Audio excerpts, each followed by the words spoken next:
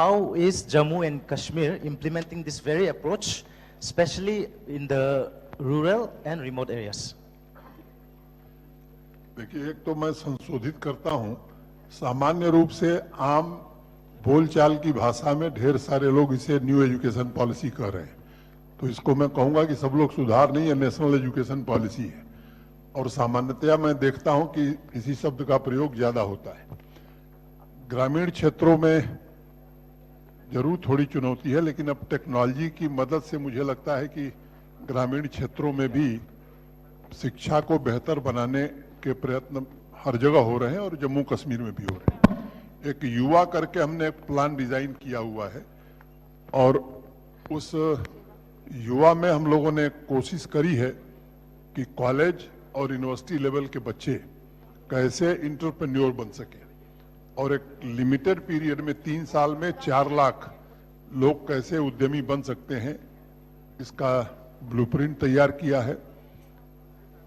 Tata technology की मदद से इन्वेंशन और इनोवेशन के लिए centre of excellence Baramulla, Jammu ऐसे कई स्थानों पर बनाया है। वहाँ बच्चे जा रहे हैं, ट्रेनिंग कर रहे हैं। और जो ITIs की बात पाठक जी कह रहे थे, हमने सारे ITIs को स्पोक एंड हब मॉडल में किसी न किसी यूनिवर्सिटी के साथ जोड़ दिया है और टेक्निकल यूनिवर्सिटी के साथ जोड़ दिया है ताकि वो बच्चे उनकी स्किलिंग अच्छे ढंग से हो सके। तो मैं समझता हूं कि अच्छी दिशा में जम्मू कश्मीर आगे बढ़ रहा है। और एक बात का जिक्र करना मैं जरूरी समझता हूं, 2 साल पहले एक holistic agriculture development plan Jammu Kashmir के लिए देश के जाने माने कृषि विशेषज्ञों के सहयोग से बनाया गया था। सामान्य तौर पर 70% पॉपुलेशन जम्मू कश्मीर की एग्रीकल्चर और एलाइड एक्टिविटी पर निर्भर है।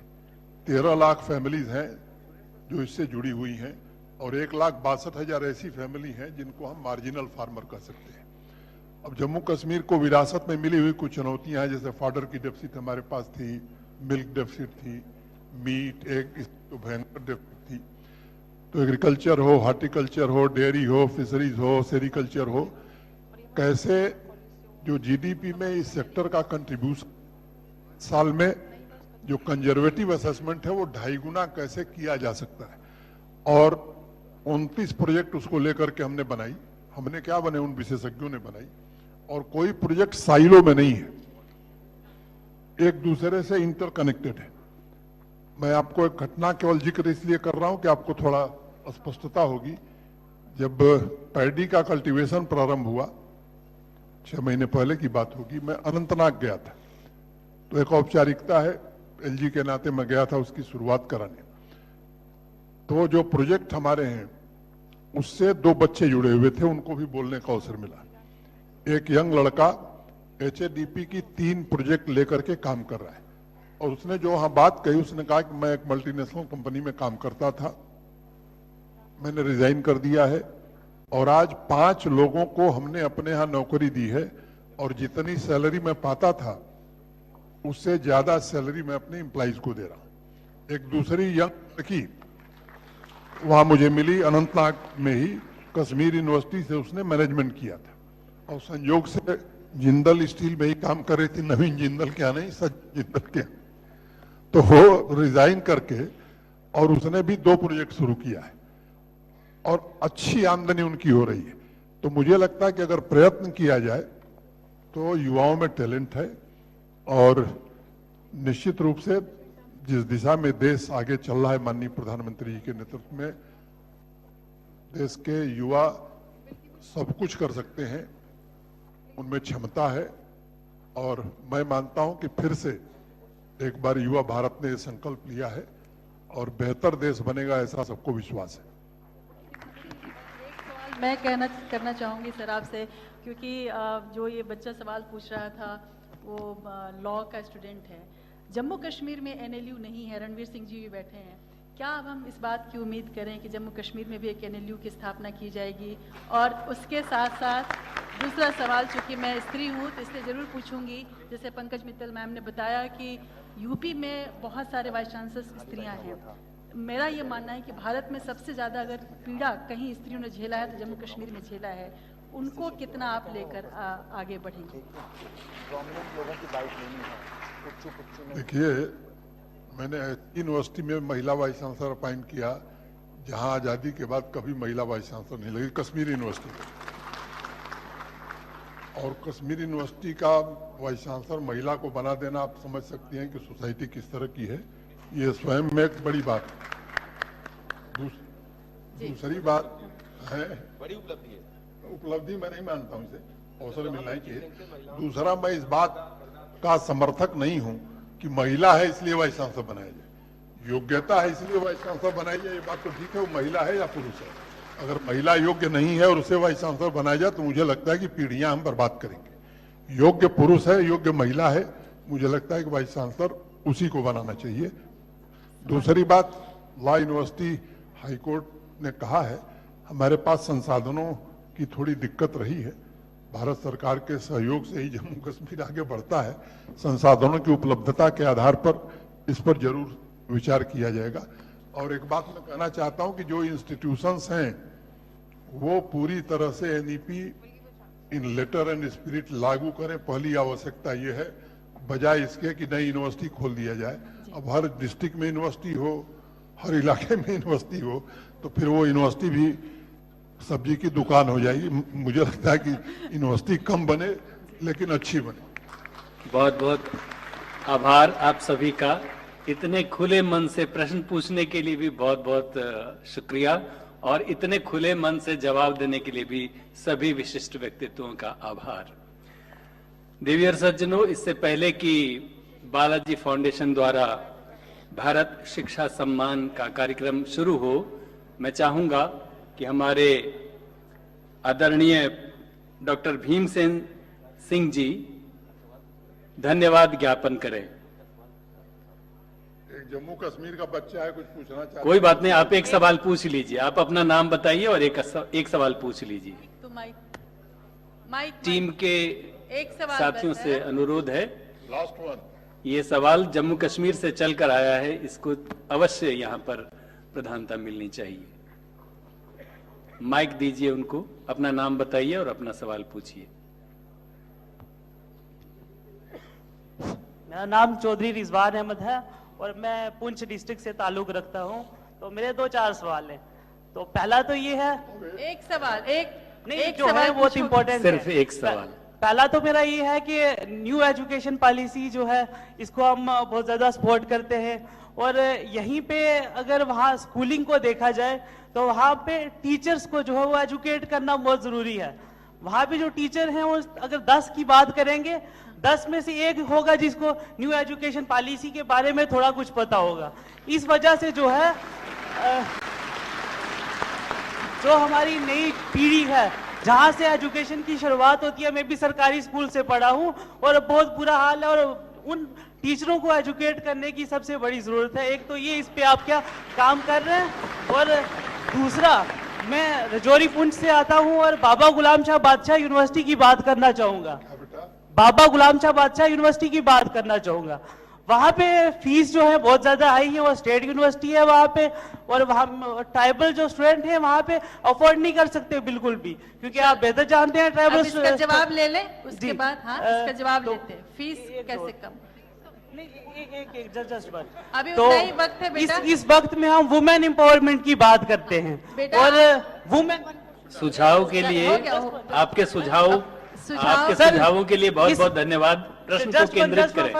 चलो हाँ, एक सर, सुझाव और अभी ये कुछ दिन पहले जो है वो एक ट्राइबल वुमेन के अगेंस्ट जो है बहुत पुलिस वाले ने बहुत दर्दनाक इवेंट शिक्षा किया, से ठीक है। संबंधित प्रश्न पूछिए। तो मैं सर से पूछना चाहता हूं, क्या उस पुलिस वाले के अगेंस्ट आप क्या कुछ कर रहे हैं या क्या कुछ करेंगे? चलो, अभी ओके। तक तो उसको टर्मिनेट हो बहुत जाना चाहिए। धन्यवाद सर। आपका। शुक्रिया। बस आपने दरअसल प्रश्न तो नहीं पूछे, लेकिन आपने ये- एक सुझाव दिए जरूर। अब आप सबसे क्षमा प्रार्थी हूँ। बहुत एक मिनट समय में मैं 1 मिनट में जी आदरणीय। आपने 3-4 बातें कही हैं, मैं कोशिश करूंगा कि आपका समाधान मैं कर सकूं। एक तो एजुकेशन से संबंधित विषय ही नहीं था, उसमें ऑलरेडी इंक्वायरी हो रही है। इंक्वायरी की रिपोर्ट आने के बाद जो भी दोषी होगा उसके खिलाफ कार्रवाई होगी। वो अंतिम सवाल है।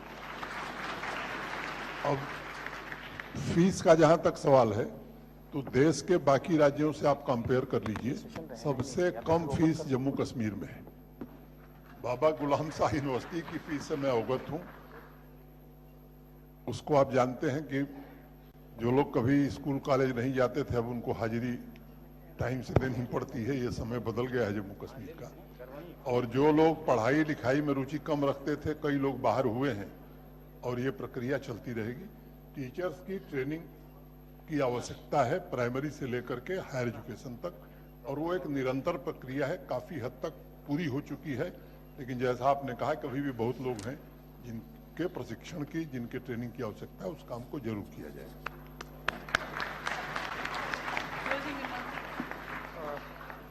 सर, जी, धन्यवाद ज्ञापन। है धन्यवाद ज्ञापन का, क्योंकि आदमी कुछ बोलना भी चाहता है, और क्योंकि मंच पर इतने विद्वान और सारे हमने सुना हम लोगों ने, मैं कुछ अधिक नहीं, समय का अभाव है, आप लोग मौका नहीं मिल पा रहे हैं वार्तालाप करने के लिए भी। इसीलिए मैं मान लेता हूँ, यदि मुझे परमिशन दिया जाए मंच की ओर से, मैं मान लिया जाए कि मैं धन्यवाद ज्ञापन कर दिया, समय बचे।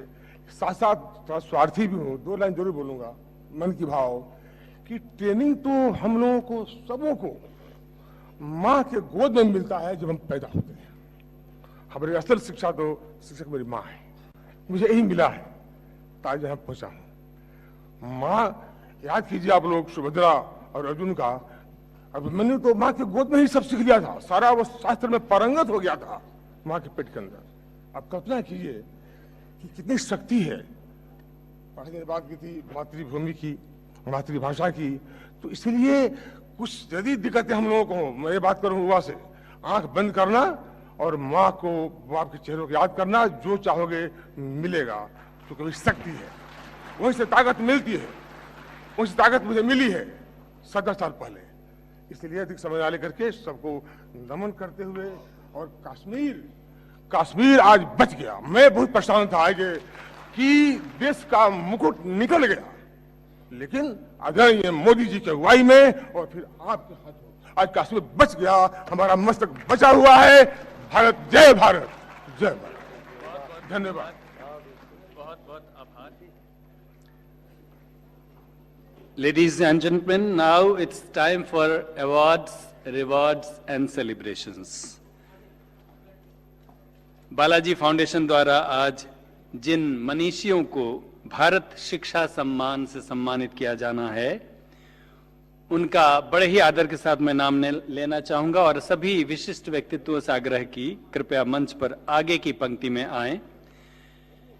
माननीय सांसद नवीन जिंदल जी, अजीम प्रेम जी फाउंडेशन के श्री राजीव रंजन जी, मैं नाम लेता हूं विक्रम संपत जी और सुरेश महाराज जी। अब मैं अनुरोध करता हूं विशिष्ट अतिथियों से, माननीय मनोज सिन्हा जी से, कि नवीन जिंदल जी माननीय सांसद को भारत शिक्षा सम्मान से सम्मानित करें। श्री नवीन जिंदल, आपको शिक्षा एवं राष्ट्र निर्माण के क्षेत्र में किए गए उल्लेखनीय परोपकारी योगदान और सेवा भावना के लिए यह भारत शिक्षा सम्मान प्रदान किया जाता है। यह सम्मान राष्ट्र की ओर से आपके शिक्षा, संस्कृति और सामाजिक मूल्यों के प्रति समर्पण और दूरदर्शी प्रयासों की एक गर्वपूर्ण अभिव्यक्ति है। मैं अब माननीय मनोज सिन्हा जी से अनुरोध करूंगा कि अजीम प्रेम जी फाउंडेशन से आए राजीव रंजन जी को भारत शिक्षा सम्मान से सम्मानित करें। देवी और सज्जनों, अजीम प्रेम जी फाउंडेशन को शिक्षा के क्षेत्र में व्यापक सुधार और शैक्षिक समानता के लिए किए गए परिवर्तनकारी योगदान तथा निस्वार्थ सेवा भावना के लिए प्रदान किया जाता है। यह सम्मान राष्ट्र की ओर से उनके शिक्षा, संस्कृति और सामाजिक मूल्यों के प्रति समर्पण और दूरदर्शी प्रयासों की एक सशक्त अभिव्यक्ति है।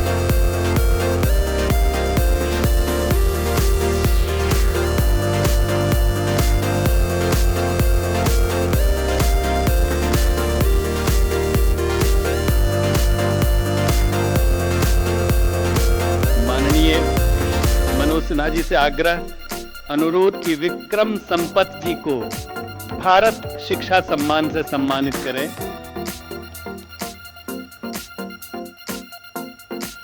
भारत शिक्षा सम्मान 2025 डॉक्टर विक्रम संपत जी को उनके द्वारा ऐतिहासिक शोध और साहित्यिक उत्कृष्टता के क्षेत्र में दिए गए अद्वितीय योगदान एवं सेवा भावना के लिए प्रदान किया जाता है।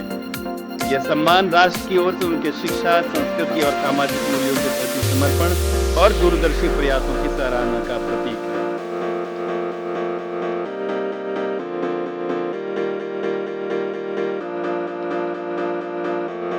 माननीय मनोज सिन्हा जी से आग्रह कि अब सुरेश महाराज जी को, जो कि ज्योतिष, हस्तरेखा, अंकशास्त्र और वास्तुशास्त्र के माध्यम से भारतीय ज्ञान परंपरा के संवर्धन एवं मानव कल्याण हेतु समर्पित हैं, उनको भारत शिक्षा सम्मान से सम्मानित करें। श्री सुरेश महाराज जी, यह सम्मान आपके आध्यात्मिक मार्गदर्शन और समाज में जागरूकता फैलाने वाले कार्यों की राष्ट्रीय सराहना।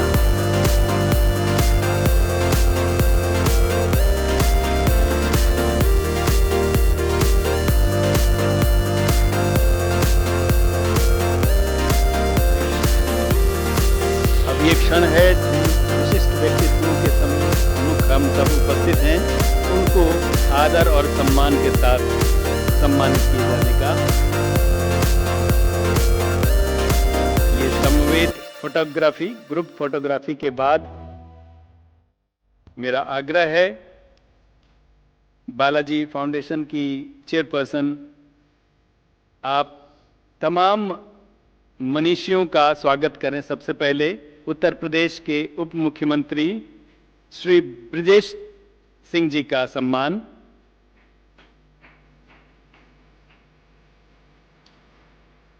श्रीमान ब्रजेश पाठक जी, उप मुख्यमंत्री उत्तर प्रदेश। तालियों की गड़गड़ाहट बनी रहनी चाहिए।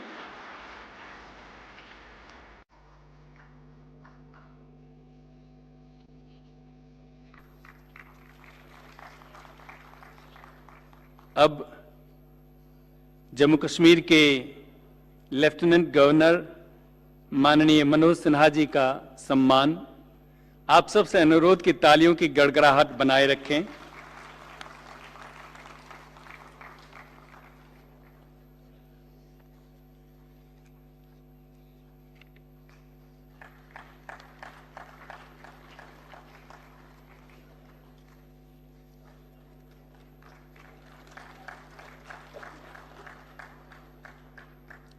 माननीय सांसद नवीन जिंदल जी का सम्मान।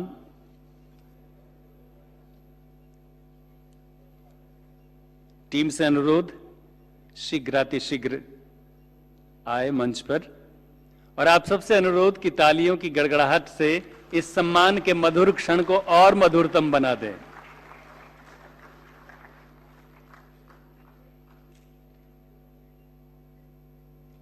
माननीय सांसद श्री नवीन जिंदल जी,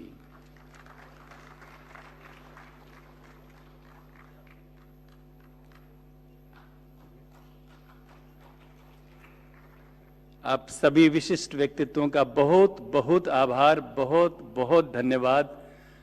और अब हमारे सामने अगला सत्र शुरू होने जा रहा है। अगले सत्र की जो थीम है education, culture and contemporary development, और इसमें हमको जिन व्यक्तित्वों को सुनने का अवसर मिलेगा, डॉक्टर विक्रम संपत जी, जो कि professor Alok Rai ji, professor Ranveer Singh ji, professor Ranjana Jha ji, आप सबसे अनुरोध कृपया मंच पर विराजमान हो।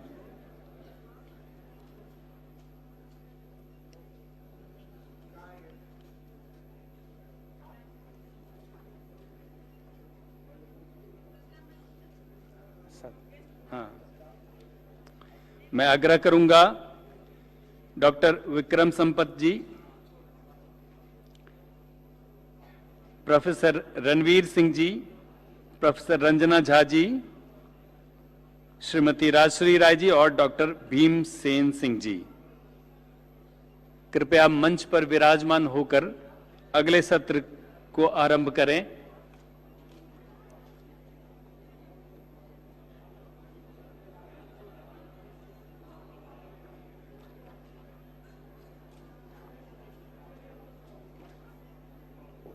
और आप सबसे अनुरोध कि कृपया जिस तरह से शांति बनाए रखे हैं उस मर्यादा को निभाते रहें।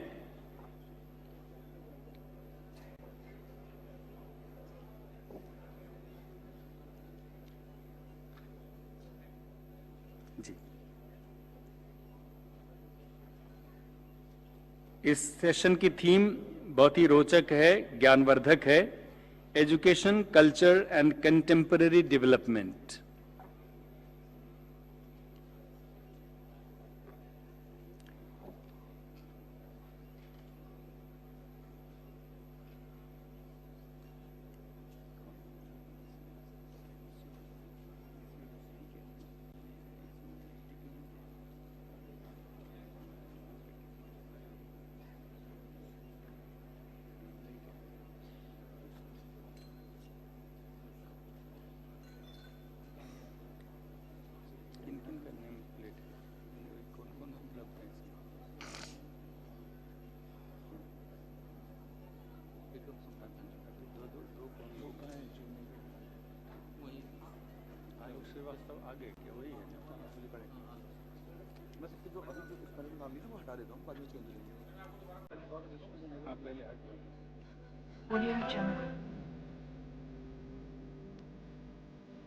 हम सबके बीच श्री आलोक श्रीवास्तव जी भी उपस्थित हैं, पोएट एंड ऑथर।